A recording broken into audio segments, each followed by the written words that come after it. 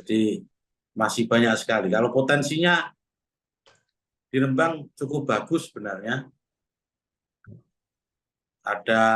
Kita punya panjang pantai yang 62 kilometer. Ini potensi kelautan, artinya potensi kelautan kita cukup bagus.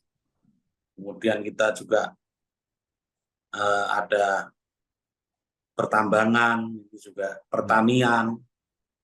Kemudian masih banyak ya, kayak UMKM dan sebagainya ini. Ya. Ini yang menjadi tonggak ekonomi, pertumbuhan ekonomi di Kabupaten Rembang. Meskipun turun, Pak. Ya. Jadi tahun 2023 ini kita turun sekitar 0,3 kalau nggak salah, 0,3%.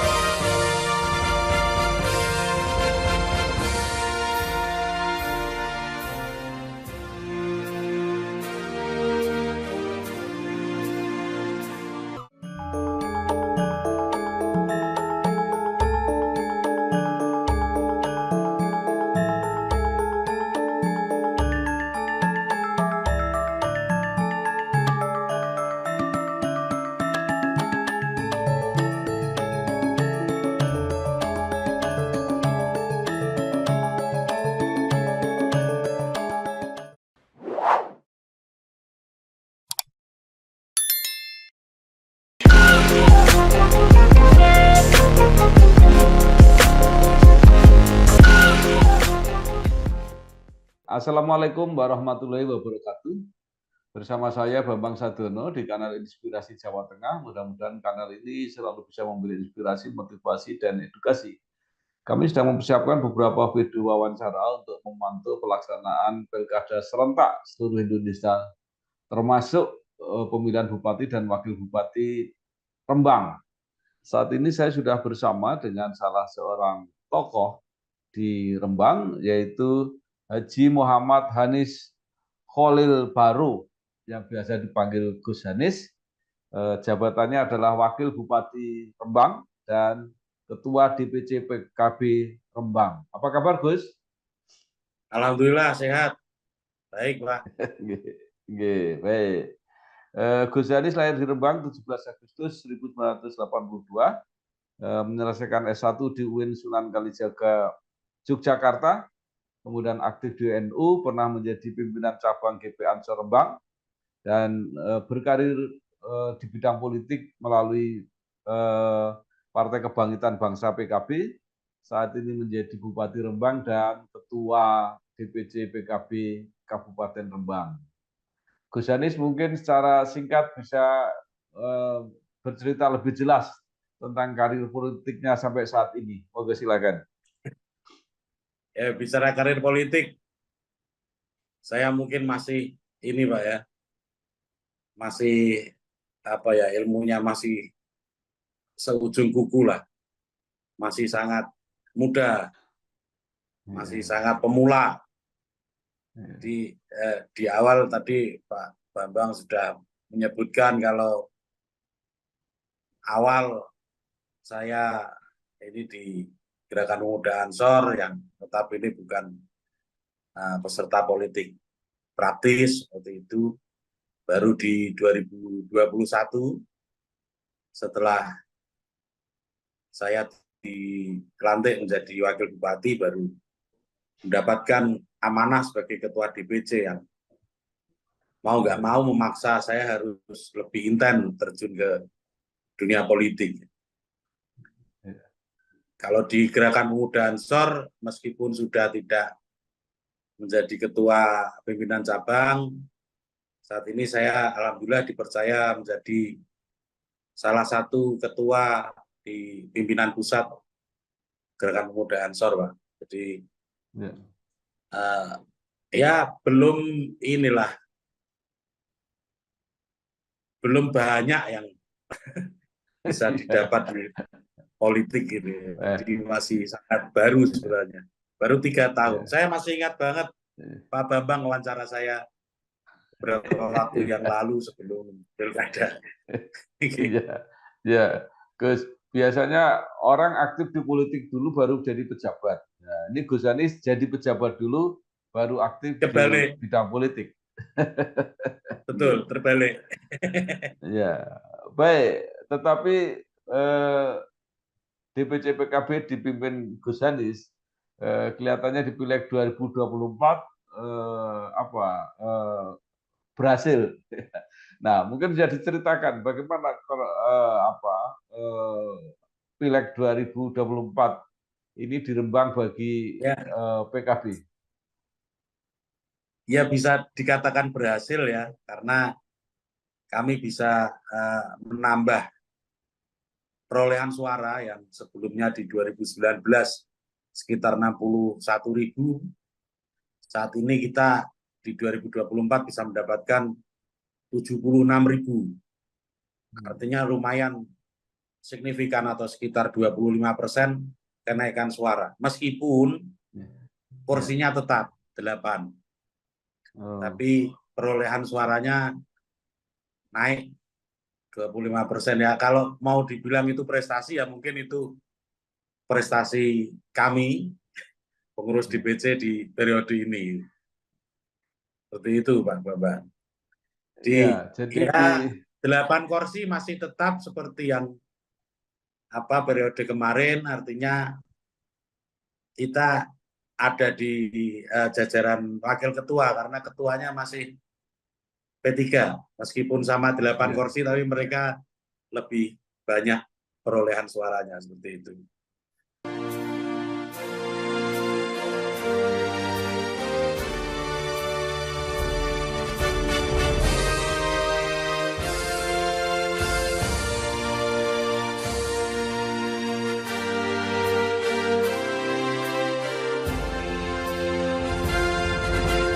Ya, jadi hasil Pileg 2024 di Kabupaten Rembang ini unik. P3 kursinya turun, tetapi suara masih lebih banyak daripada PKB. Kursi sama-sama 8, jadi tidak ada satupun yang Betul. bisa mengusung sendiri di dalam pilkada. Nah, ini menarik. Lalu apa kira-kira kebijakan PKB? Karena menurut saya PKB sekarang sudah mempunyai wakil bupati, gitu ya. Jadi kalau ke depan lazimnya pasti ingin mencalonkan menjadi orang pertama. Sementara P3 juga merasa bahwa walaupun kursinya sama,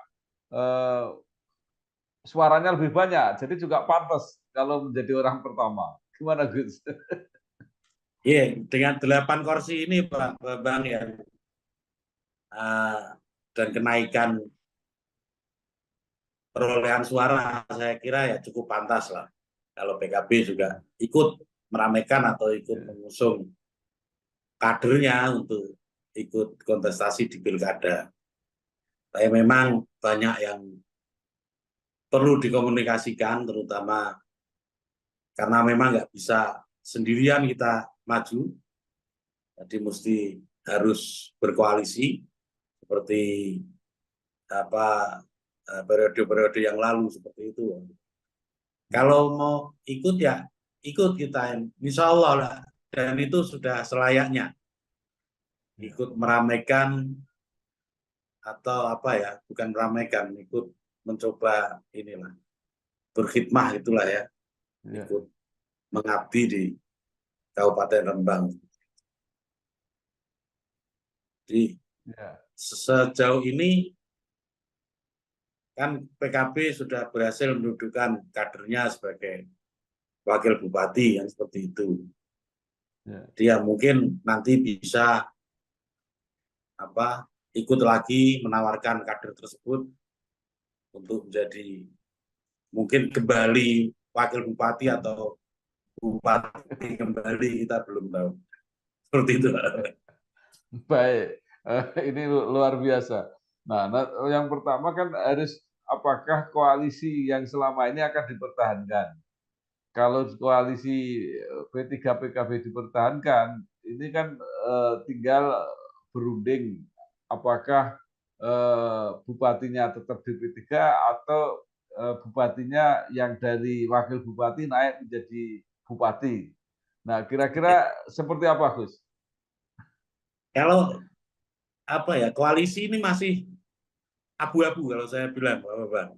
Karena komunikasi terus kita lakukan dan berjalan cair seperti itu. Kami masing-masing, bukan hanya PKB, semuanya kawan-kawan di partai politik ini komunikasi terbuka, artinya bukan hanya terpatok pada koalisi lama di tahun 2019, tapi juga memungkinkan membuka pintu untuk kawan-kawan yang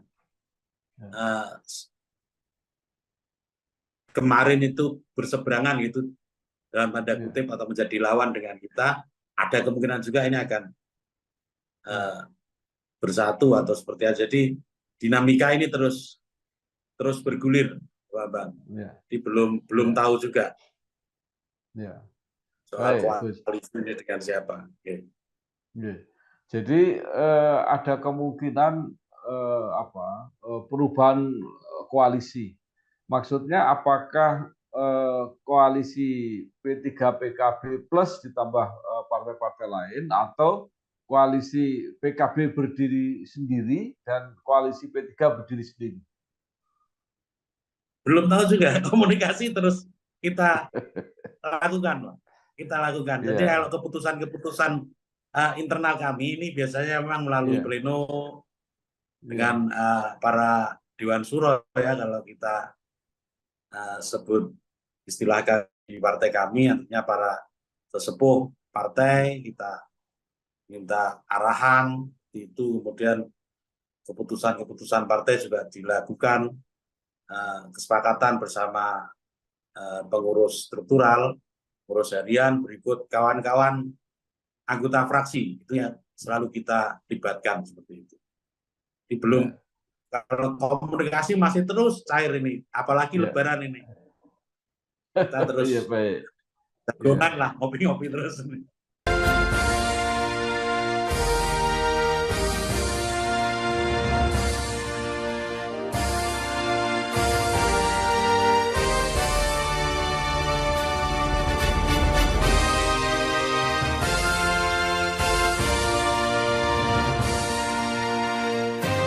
Gus, koalisi itu biasanya mendukung atau tergantung pada figur. Artinya siapa figur yang kuat itu nanti akan membentuk koalisi. Nah, sepanjang yang sampai sekarang yang dalam pengamatan Gus Hadis, itu figur-figur yang sudah mulai muncul di Rembang ini siapa saja yang kelihatannya sudah mempersiapkan diri untuk nyalon bupati? Ya, banyak Pak ya. Kalau yang pengen, yang mempersiapkan diri ini banyak. Seperti sebut saja Pak Harno lah ya, yang 2019 kemarin juga mengikuti kontestasi. Ini juga sudah declare mau ikut lagi di 2024. Kemudian ada Mas Nur Hasan dari Hanura yang mungkin kalau saya bisa bilang ini sedang mendapatkan momentumnya, karena dari 2 kursi di DPRD di 2019 sekarang menjadi 5 kursi, artinya sedang bersemangat kawan-kawan Hanura. Kemudian ada lagi banyak sekali, karena kalau dilihat dari hasil kursi ini kan semuanya seimbang Pak Bambang. PKB 8, P3 8, artinya semua petinggi-petinggi partai atau tokoh-tokoh partai politik ini punya peluang yang sama untuk maju. Tinggal nanti komunikasinya seperti apa. Jadi ada kesepakatan politik yang mesti dilakukan kan, seperti itu. Ya, Gus Hadis, saya sudah wawancara dengan Gus Umam, Ketua DPC P3 Rembang, yang mengatakan belum mengambil keputusan, masih menunggu menunggu apa ya, menunggu restu lah dari para senior. Nah, kalau menurut pengamatan Gus Haris, P3 ini mempunyai apa, jago-jago potensialnya siapa? Kalau P3 banyak, Pak ya. P3 banyak. P3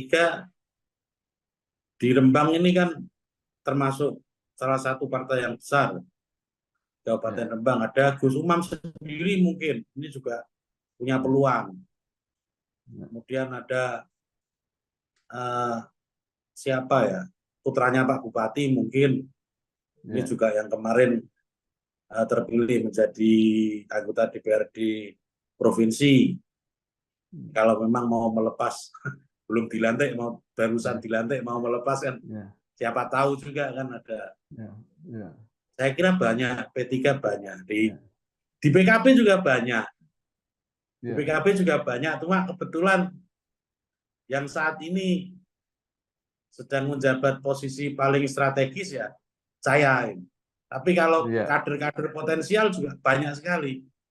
Anggota-anggota fraksi kami itu semuanya saya kira kader yang potensial dari 8 orang itu. Kemudian ada beberapa tokoh-tokoh muda juga dari kawan-kawan PKB, putranya Dewan Suro itu yang saat ini jadi ketua pimpinan cabang Gerakan Muda Ansor di PKB ini juga merupakan tokoh yang potensial juga. Gus, dalam kebiasaan pilkada itu kalau ada petahana itu diasumsikan bahwa petahana itu sudah maju selangkah, jadi kemungkinan berhasilnya lebih besar. Nah, sekarang petahana bupati kan tidak ada, yang ada tinggal petahana wakil bupati. Jadi kira-kira prospeknya seperti apa? Ya, ya ini sebuah apa ya? Saya kira momentum Pak ya. Ini momentum yang bagus karena memang dalam hal ini Bupati sebagai incumbent atau petahana sudah tidak secara undang-undang tidak bisa mencalonkan kembali. Artinya yang punya peluang saat ini biasanya ini wakil bupati.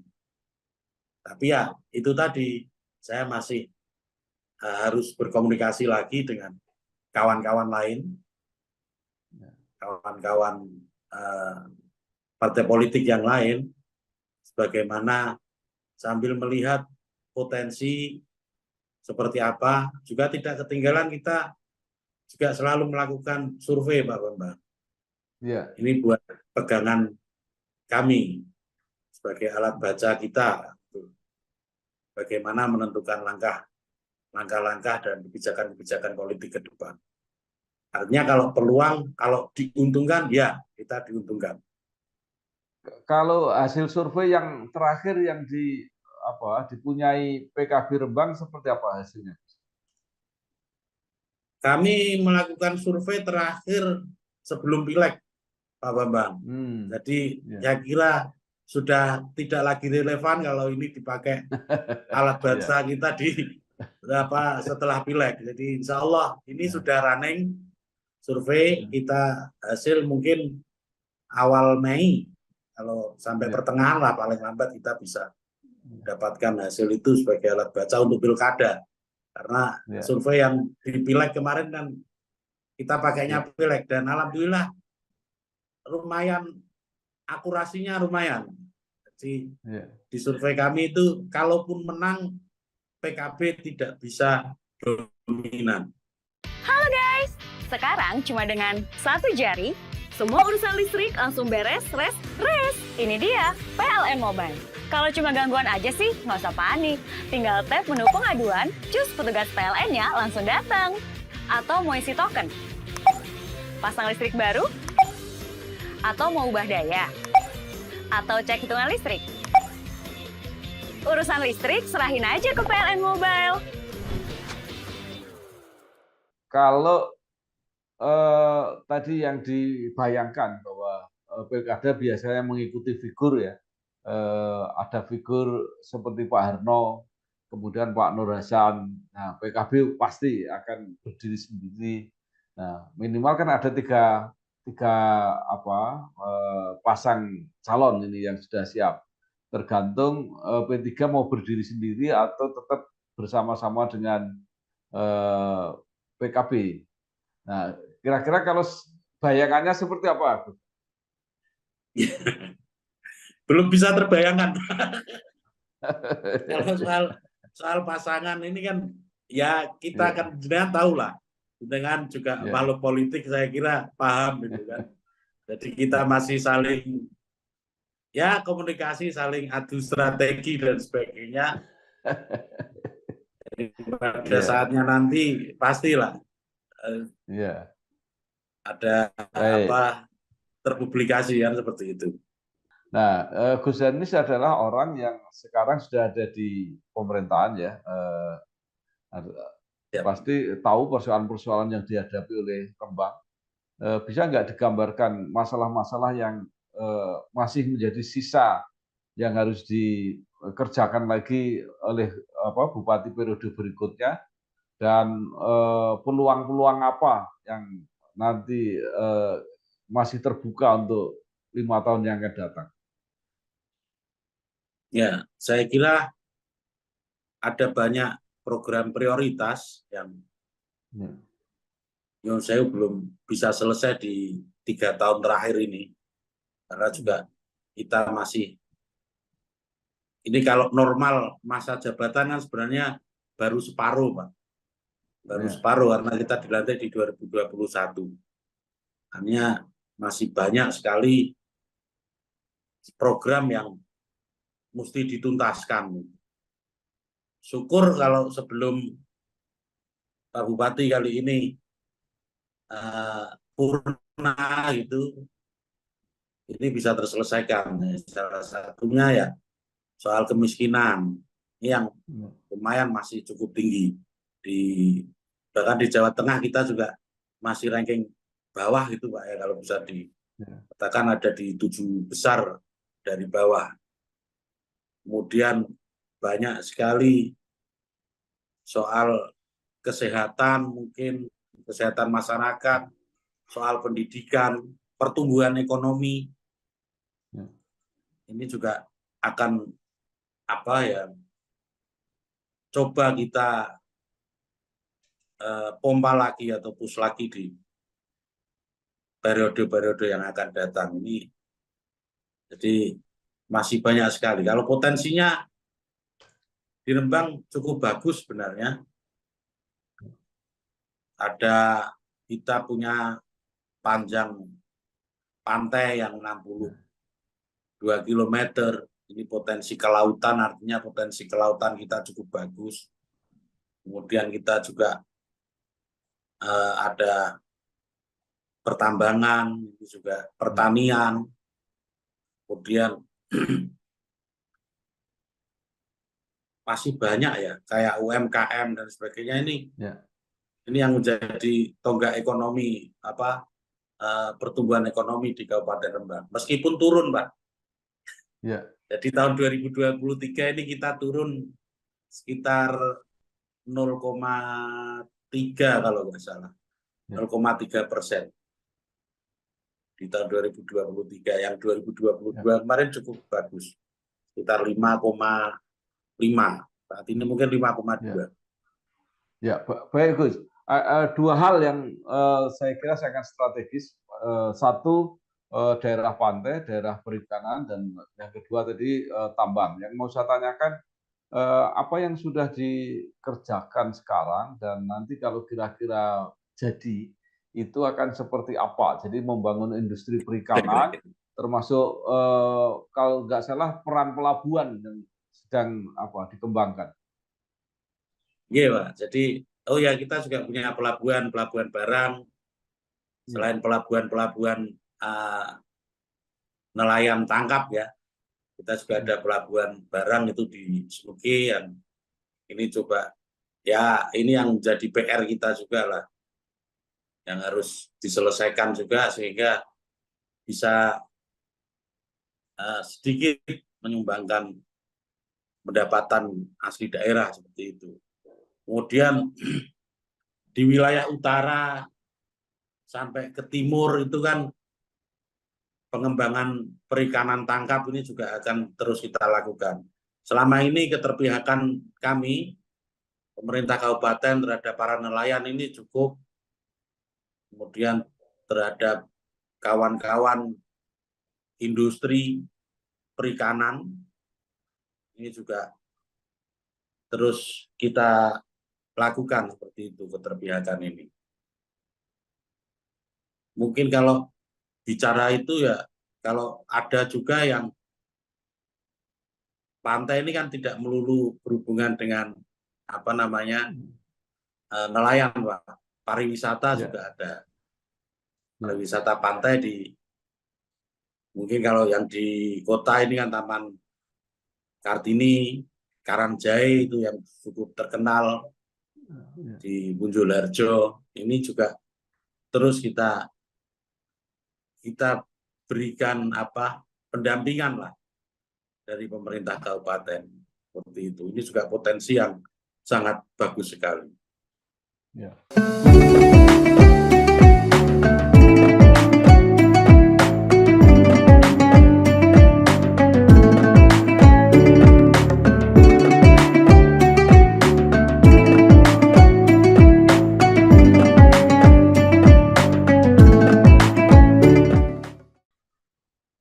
Ya, Gus, yang kedua mengenai tambang. Memang unik saya kira pengelolaan tambang di Rembang ini. Pertama ada pabrik semen yang resmi, itu yang menggunakan bahan-bahan dari Rembang. Tapi juga banyak bahan-bahan dari Rembang ini yang dibawa ke tempat lain.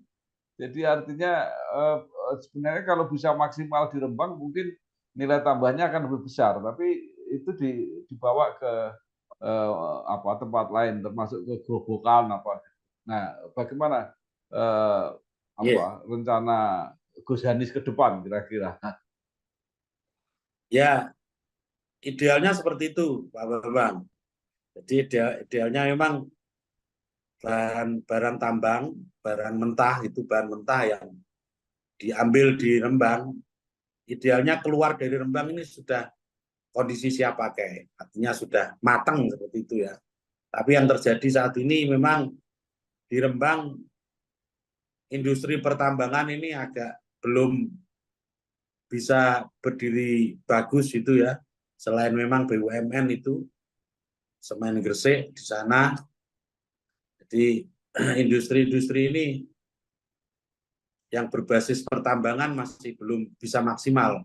Ke depan mungkin bisa kita maksimalkan dengan menarik para investor itu yang memang konsentrasinya untuk pengolahan bahan tambang. Jadi bukan penambangnya, tapi pengolahnya. Jadi nanti insya Allah itu juga merupakan salah satu cita-cita kami lah. Ya. Jadi keluar dari Kabupaten Rembang ini sudah kondisi siap pakai seperti itu, bukan lagi barang mentah. Artinya kita juga bisa dapat efek dari pengolahan bahan tambang ini, pengolahan bahan tambang.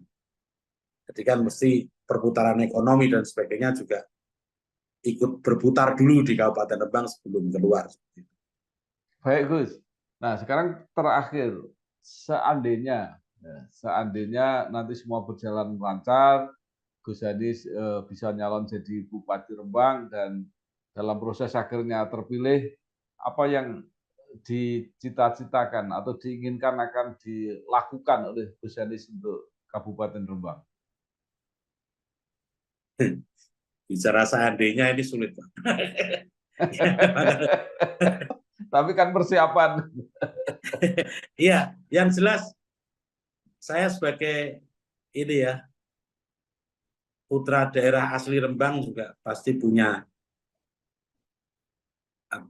keinginan kuat untuk melihat masyarakat Kabupaten Rembang ini benar-benar sejahtera dan terlayani dengan baik. Seperti itu. Tadi yang saya katakan soal kemiskinan yang cukup tinggi, kemudian pendidikan juga belum urusan-urusan prioritas lah.